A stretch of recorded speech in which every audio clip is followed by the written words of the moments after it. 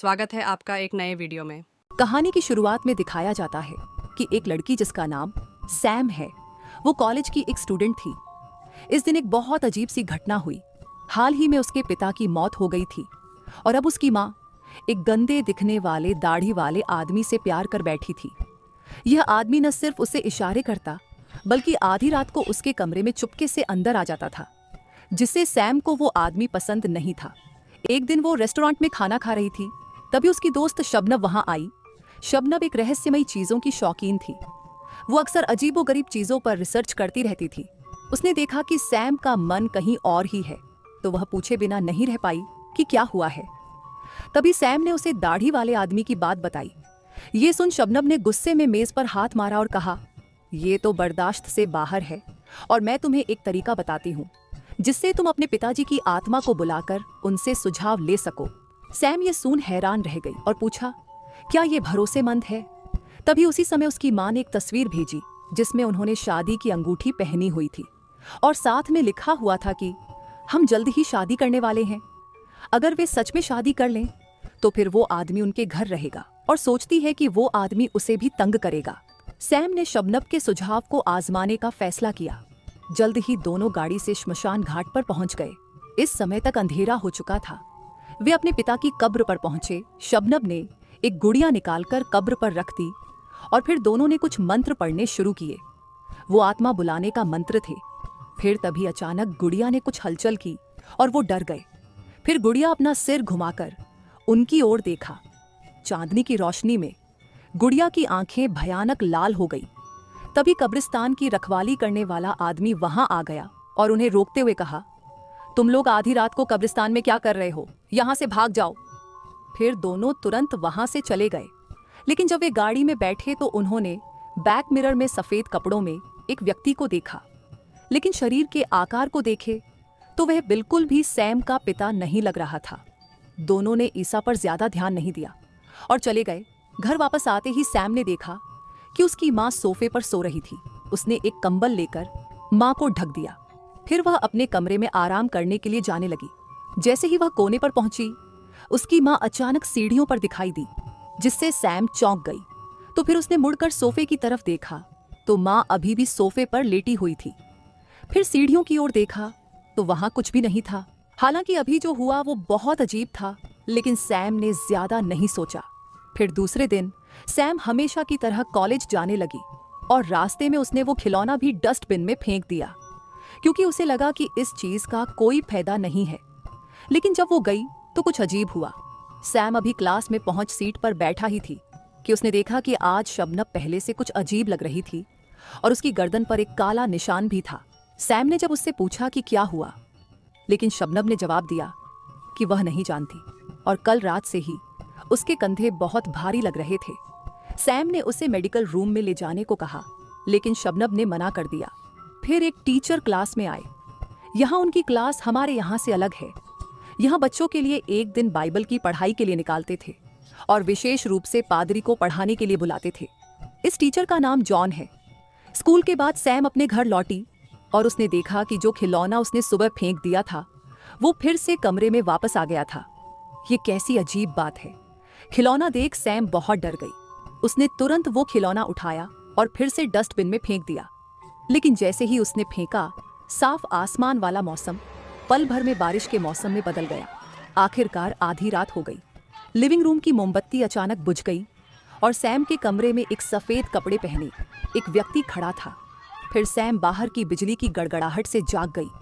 उसे कुछ ठीक नहीं लग रहा था। फिर उसने कमरे में देखा तो सब ठीक था। उसने फिर से लेटकर सोने की कोशिश की, पर जैसे ही वह लेटी, उसने अलमारी के अंदर से अजीब आवाज सुनी। उसने मुड़कर देखा तो उसके सामने अचानक एक भूतिया आकृति आ गई। सैम ये देख डर के मारे जोर से चिल्लाई। फिर उस भूत ने सैम के मुंह में काला खून उगला। दूसरी तरफ माँ ने चीखने की आवाज सुनी तो वह उठकर सैम के कमरे में देखने आई तो उसने पाया कि सैम दीवार पर सिर मार रही थी और कुछ बड़बड़ा रही थी। तुम्हारे पाप बहुत बड़े हैं, तुम्हारे पाप बहुत बड़े हैं। माँ ने जल्दी से उसे पकड़ा और माँ के उठने के बाद सैम होश में आ गई। लेकिन सैम को अब भी जो कुछ हुआ कुछ याद नहीं था और फिर माँ ने उसे गले लगा लिया। अगले दिन जब सैम स्कूल गई तो वह पूरी तरह से कुछ असमंजस में थी। उसी समय सैम ने अपने आसपास कुछ अजीब सी आवाजें सुनी। सैम कुछ समझ नहीं आया और वो जल्दी से क्लास में चली गई।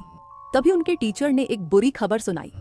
टीचर ने कहा, कल रात को शबनम की मौत हो गई है। सैम ये सुन स्तब्ध रह गई और कुछ समझ नहीं पाई। कुछ समय बाद उसे पादरी ने ऑफिस में बुलाकर पूछताछ की। आखिरकार वे दोनों सहेलियां थीं। शायद सैम इस बारे में कुछ जानती हो। पादरी ने पूछा कि क्या तुमने शबनम की मौत से पहले उसका कोई एबनॉर्मल बिहेवियर देखा था या नहीं। सैम को पता था कि शबनम की मौत का संबंध उसी आत्मा के बुलाने के कारण हुआ है, लेकिन वह बताने की हिम्मत नहीं कर पाई। इसलिए उसने कहा कि उसने शबनम में कोई ऐसा बिहेवियर नहीं देखा। सैम से कोई जानकारी नहीं मिली तो उसे क्लास में जाने को कहा। इसके बाद जब सैम क्लास में थी तो अजीब व्यवहार कर रही थी। उसने एक पेन लेकर एक अजीब सी तस्वीर बनाई। पेन और मेज के रगड़ने से धड़धड़ की आवाज आ रही थी। तभी अध्यापक ने शांति रखने को कहा। सैम ने टीचर की ओर देखा और पेन उठाकर खुद को चोट पहुंचानी शुरू कर दिया। सभी बच्चे डर गए। टीचर ने कहा कि जल्दी से पादरी को बुलाकर लाओ। कुछ बच्चों ने मिलकर सैम को पकड़ लिया और फिर सैम जोर से हंसी और बहुत ही गुस्से से भरे चेहरे के साथ चिल्लाई, दूर हो जाओ, दूर हो जाओ। तभी पादरी आया और सैम को देखा, जबकि सैम ने उसे कहा, तुम सब मरोगे। और ये कहने के बाद फिर वो बेहोश हो गई। डॉक्टर ने सैम के हाथ पर अच्छे से पट्टी बांधी और उस समय तक वह भी नॉर्मल हो गई थी। इतने अजीबोगरीब घटना के बाद सैम को कुछ समझ नहीं आ रहा था। निश्चित रूप से वह पादरी को बताना चाहती थी, लेकिन तभी नर्स ने आने से वो रुक गई। असल में सैम की माँ को कॉलेज वालों ने बुलाया था और वो सैम को देखने के लिए स्कूल आई थी। इसमें स्कूल के प्रिंसिपल को लगता था कि सैम की मानसिक स्थिति में कुछ समस्या है और वे सुझाव देते हैं कि वो कुछ समय के लिए पादरी के साथ रहे, लेकिन उसकी माँ ने उन्हें मना कर दिया।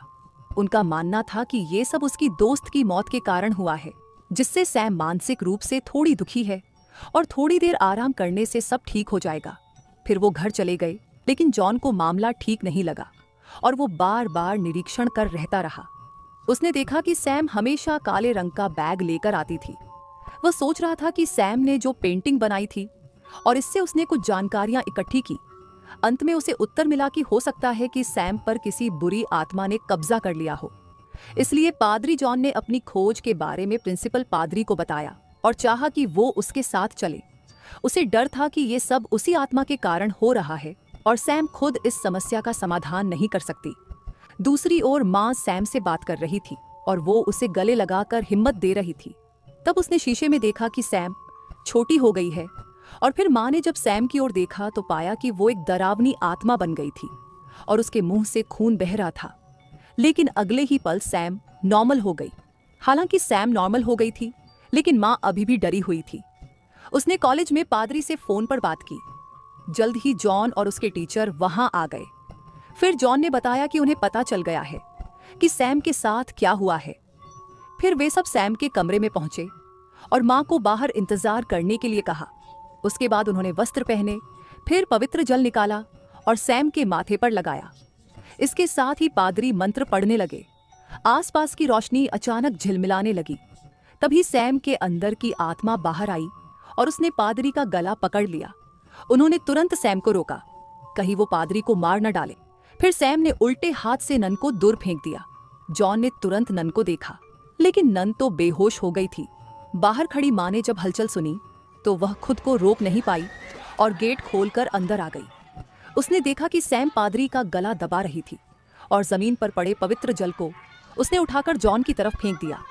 जॉन ने जल्दी से पवित्र जल सैम पर छिड़का, जिससे सैम दर्द में चिल्लाने लगी।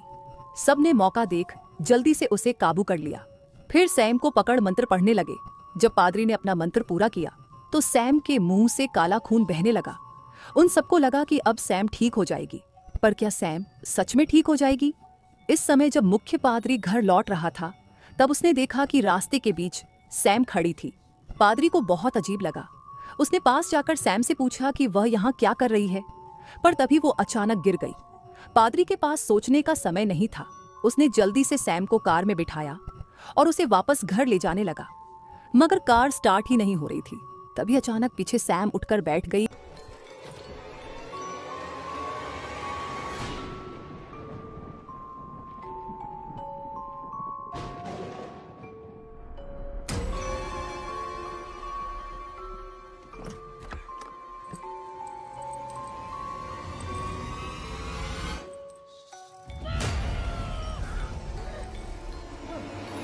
सीन बदलता है और सैम अपने घर लौट आती है। उसके हाथों पर खून लगा था और वो लगातार उसे धो रही थी और कह रही थी, पादरी माफ कीजिए, पादरी माफ कीजिए। माँ सैम को इस हालत में देखकर बहुत हैरान हो जाती है और उसे पूछती है क्या हुआ, लेकिन सैम तो लगातार हाथ धो रही थी और उसने कोई जवाब नहीं दिया, हालांकि उसके हाथ से खून गायब हो चुका था। इसके बाद सैम खुद से बातें करते हुए चली गई। माँ बर्दाश्त नहीं कर पाई और जोर से चिल्लाई। इस बार सैम ने अपनी माँ की बात सुनी और अजीब तरीके से उसकी ओर घूरा।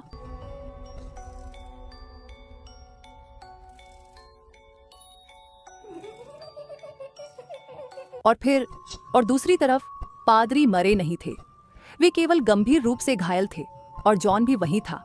पादरी ने कहा कि उनका भूत भगाने का काम पूरा नहीं हुआ है, यह सब वास्तव में शैतान की जालसाजी थी।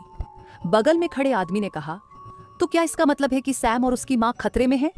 पादरी जॉन अकेले उनके घर जाने को कहता है। वो माँ और बेटी दोनों को बचाना चाहता था। पादरी थोड़ी देर के लिए हिचकिचाए और फिर सहमति दे दी। जॉन अपना सभी सामान लेकर तैयार हो गया और दूसरी तरफ माँ भी धीरे धीरे जाग गई। इस समय सैम भी वहीं थी और वह कहने लगी, माँ आप आखिरकार जाग गई तो अब आप मरने के लिए तैयार जाएं। सैम ने चाकू से वार किया, लेकिन माँ ने खाली हाथ से उसे रोक लिया। हालांकि माँ ने चाकू का वार रोक लिया, लेकिन वह बहुत दर्द में थी और फिर उसने कहा, सैम मैं तुम्हारी माँ हूं, तुम मेरे साथ ऐसा कैसे कर सकती हो? लेकिन सैम ने जवाब दिया, तुम्हारा पाप बहुत बड़ा है, तुम्हें मरना ही होगा। उसने फिर से चाकू से वार किया, लेकिन इस बार माँ ने चाकू पकड़ लिया और लात मारकर सैम को उड़ा दिया। मौका देख माँ अपने कमरे में भाग गई और दरवाजा बंद कर लिया, लेकिन सैम बाहर से बोल रही थी कि जल्दी दरवाजा खोलो, मैं तुम्हें खत्म कर दूंगी। माँ बहुत डर गई। तभी सैम ने कमरे में देखा तो अंदर कोई नहीं था। तभी उसने कहा, तुम कहाँ हो? जल्दी से बाहर आओ, डरो मत। फिर उसने धीरे धीरे सिर झुकाया और बेड के नीचे देखा, लेकिन नीचे कोई नहीं था। अगले ही पल सैम ने अलमारी की तरफ देखा और एक भयानक मुस्कान दी। माँ अलमारी में छुपी बैठी थी। सैम अलमारी के पास आई और कहा, अब तुम्हारा अपने पति से मिलने का समय हो गया है। यह कहकर उसने अलमारी में चाकू मारना शुरू कर दिया। जैसे ही एक के बाद एक वार होते रहे, माँ बहुत डर गई। चाकू माँ को लगने ही वाला था, लेकिन इस नाजुक मौके पर जॉन वहां आ गया और सैम को रोक लिया, लेकिन सैम ने उसे धक्का मार दिया। जॉन ने जल्दी से धार्मिक वस्त्र लेकर मंत्र बोलने लगा। सैम ये मंत्र सुनते ही तुरंत चाकू को छोड़ दिया और नीचे गिर गई। जॉन मंत्र पढ़ते हुए बॉक्स से क्रॉस निकालने लगा और इसी बीच सैम मौका देख वहां से भाग गई। मौका देख माँ भी अलमारी से बाहर आ चुकी थी और देखा कि सैम दूसरी मंजिल से नीचे कूद गई। ये देख दोनों तुरंत नीचे की ओर भागे। दोनों के नीचे पहुंचते ही उन्हें सैम का कोई निशान नहीं मिला। वे चिल्लाकर सैम को सामने आने के लिए कहने लगे। तभी सैम अचानक से पानी से बाहर आ गई। दोनों सैम को देख हैरान रह गए थे। माँ सैम को इस हालात में देख रो रही थी, लेकिन जॉन उसे देख हैरान था। जॉन धीरे धीरे सैम की ओर बढ़ने लगा। तभी सैम ने चिल्लाकर कहा, तुम दोनों मरोगे, और उनकी ओर बढ़ने लगी। जॉन ने बिना डरे हाथ में पकड़ा क्रॉस ऊपर उठाया और मंत्र पढ़ने लगा, लेकिन फिर भी सैम आगे बढ़ती रही। लेकिन कुछ देर बाद सैम एक पल में जमीन पर गिर गई। ऐसा लग रहा था कि आत्मा चली गई है, पर जॉन ने अपनी पहले ही मर चुकी पत्नी को देखा। जॉन एक पल के लिए हैरान रह गया। आत्मा ने मौका पाकर उनकी गर्दन पकड़ ली और फिर जॉन को ऊपर उठा लिया।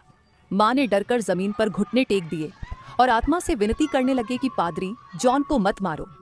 आत्मा ने एक हम की आवाज निकाली और जोर से जॉन को एक साइड फेंक दिया। बुरी आत्मा माँ के पास आई और कहा कि मैं उसे नहीं मारूंगी तो तुम्हें मरना होगा। फिर माँ ने उसके हाथ से क्रॉस किया और खुद को मरने ही वाली थी। तभी सैम अपने शरीर में वापस आई और माँ को रोक दिया और कहा कि तुम ऐसा मत करो। इस समय जॉन भी होश में आ गया और फिर अपने हाथ में क्रॉस पकड़कर फिर से मंत्र पढ़ने लगा। इस बार जॉन का बोधिसत्व मंत्र और भी शक्तिशाली हो गया।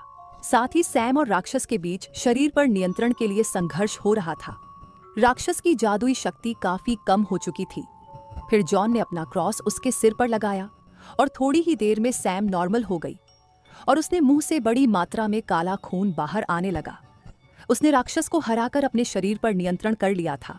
इस समय सैम भी उस आत्मा से छुटकारा पा लेती है और पादरी जॉन ने दोनों की जान बचा ली और बस कहानी यही समाप्त हो जाती है। Okay guys, thank you. मेरा नाम अंकिता है, तो मिलते हैं नेक्स्ट वीडियो में। Okay bye.